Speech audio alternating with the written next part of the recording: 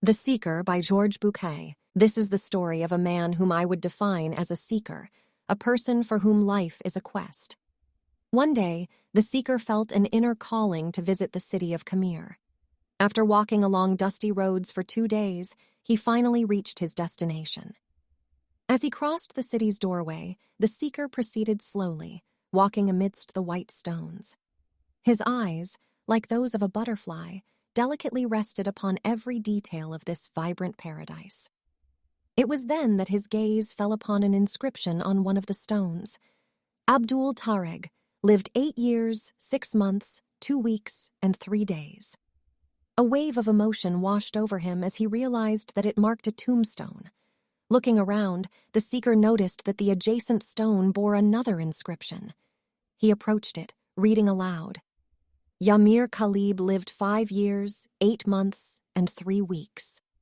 He was overcome with shock. Proceeding to read the other headstones, he discovered that each had similar inscriptions, an individual's name alongside their precise lifespan.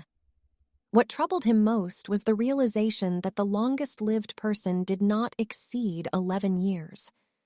Overwhelmed by a profound sadness, he sat down and began to weep. At that moment, the caretaker of the cemetery passed by and approached him. After silently observing the man's tears for a while, the caretaker inquired if he was mourning a family member. The seeker responded, "No, it is not a family member. What has happened to these people? What terrible curse befalls this city? Why are so many children buried here? What is the tragic affliction that has compelled them to construct this cemetery?" The old caretaker smiled and reassured him, saying, "You need not to worry. There is no curse here. Instead, it is an age-old custom. When a young person turns 15, their parents gift them a notebook, similar to the one I wear around my neck. It is our tradition that whenever we experience intense joy, we open the notebook and record it. On the left, we write what was enjoyed. On the right, we note how long the joy lasted.